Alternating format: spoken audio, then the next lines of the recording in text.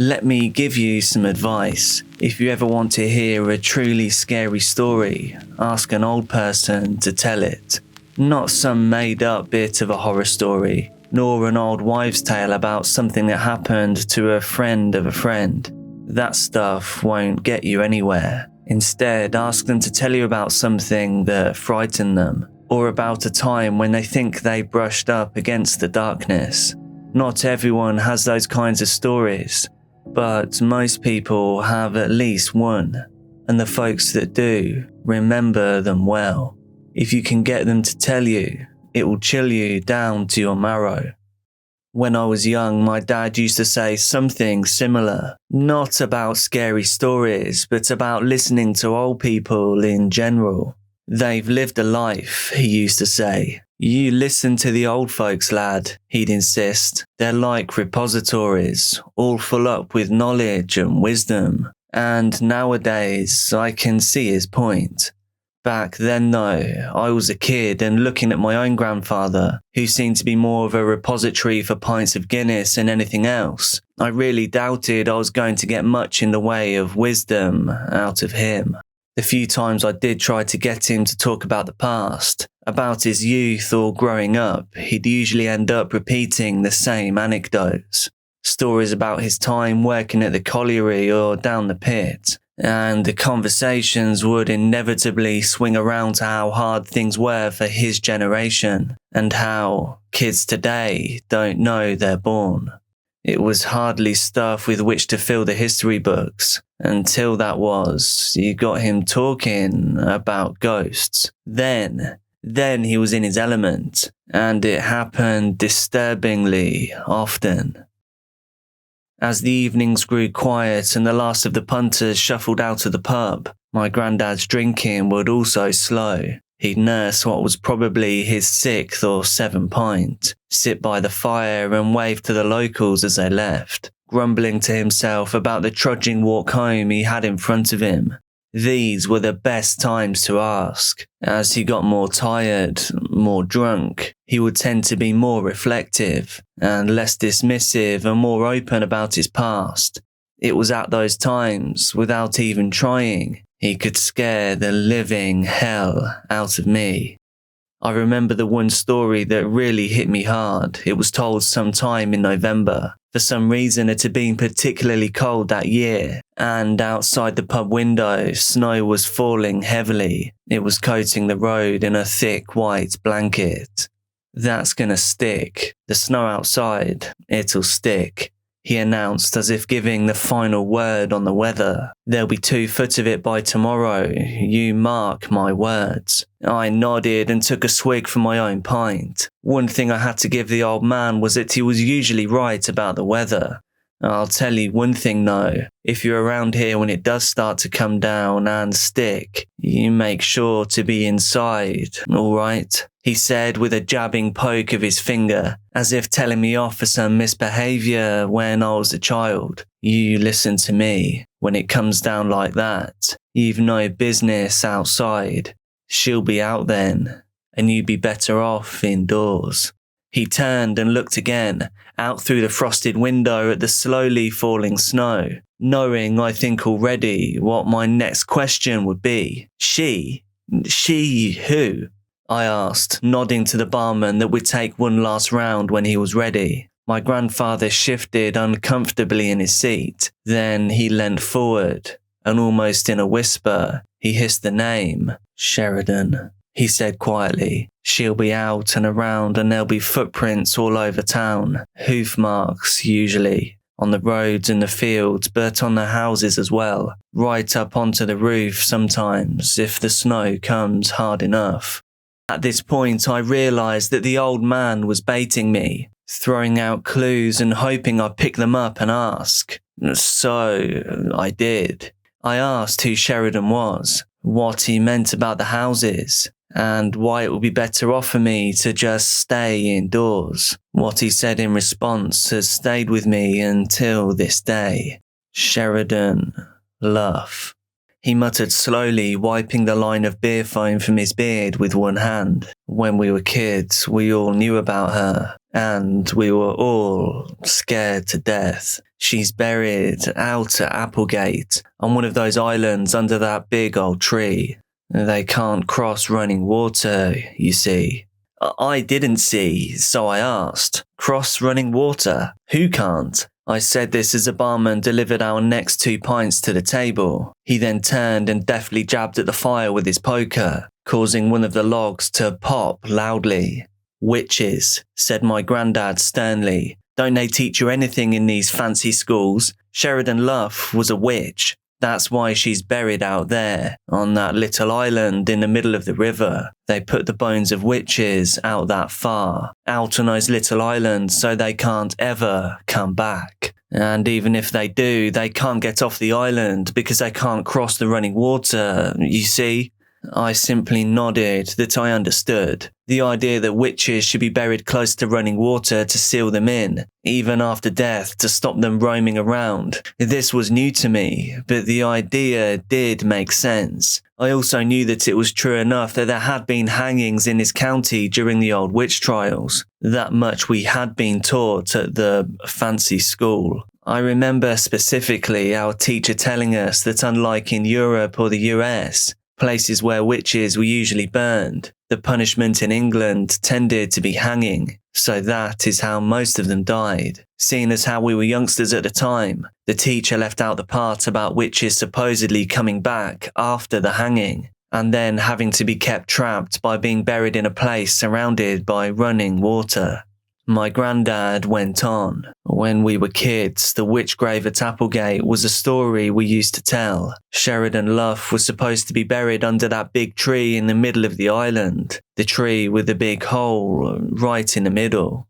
The story goes that if you ever made it out there, on a boat or whatever, then you could wait until the sun went down. Then, if you went up slowly and looked into that hole, you could see her in there, staring back. I smiled at this and expected him to as well, but instead he stared straight ahead, not at me, but at some point just in the middle distance, as if he was seeing the entire thing played back like some old movie reel, projected onto a tattered sheet. 1951 it was. There was me, Tommy Burton, Lenny and my brother John. We'd heard all this nonsense about the witch grave and how you could see her in there. And we thought we'd have a bit of fun and try to just scare each other. So we got this boat, one of the little paddle boats that people used to go out in, and then we rowed out to the island. Now obviously we were young lads, so we were all just messing around and, daring each other and whatnot. But honestly, I have to say, when we got off that boat, you could tell the place was rotten. The island's only about 15 feet across, but I don't know, it felt like it was shrinking. Like when you stood on it, the soil was going to give way and swallow you up or something. And there was just this awful smell. I don't know, it felt wrong. Like the whole place was dirty or something. You could feel it like oil on your skin. And I know we all felt it. We talked about it after, but none of us was going to say anything at the time. We still had that childish fear of not wanting to look like a coward in front of the others. So we all just sat down and waited for the sun to go down. Now, when we first got there, we were still acting the fool, pushing each other and laughing and stuff. But as it started getting darker, that just naturally stopped. Everything went quiet, like we just didn't want to joke anymore. I remember our John sitting close to me and watching when the sun went down. It was autumn, so all the leaves had gone to lovely copper colours, all red and orange. I remember our John saying that it was funny that it all looked like fire, but yet it was still all just so cold. It made me feel funny when he said that, sort of queasy in the stomach. As if I knew in some way deep in my guts that this whole thing was a bad idea, to be there in the dark, Anyway, the sun went down and we all just sat there, none of us saying a word any longer. I think we all thought that someone else was going to go first, but when it came to it, we were all too scared. I remember sitting there looking at the tree, right bloody ugly thing it was as well. black as night, with these horrible branches all drooping down, drooping like they were going to grab you. I remember Tommy saying how his dad used to talk about Sheridan, how she used to live in the woods near here, and that she'd run off with babies, that she'd cook and eat their fat. His dad used to say that by the time they killed her, she wasn't even like a proper woman anymore. They said she looked more like a horse or something. Her legs all bent, backwards in that funny, broken shape. He said people had seen her and she was all thin, but still massive, like she was on stilts or something. Apparently she used to walk around at night with nothing on, just a big bloated belly and these hands, big long hands, hanging like branches. She was so big that they couldn't hang her from the gallows, so they did it from that tree out on the island. Then they buried her in its roots. He said that as kids they used to be scared to death of her. They even had a song. Sheridan Luff, who lives in the woods, will grind your bones and chew your guts. It kind of sounds silly now, like a twisted nursery rhyme, but I'm telling you, sitting on that island in the middle of the river, we were all petrified. Still, it was Tommy who looked. We were all there, but he was the one who went up. I remember him walking up to the tree, dead slow. It was almost like he was sneaking up on it, hoping to catch it out, or like he didn't want to make a noise in case somebody heard him, caught him in the act. I remember seeing him put his hands on either side of the hole and then bring his face up to it, looking in it like it was a peephole.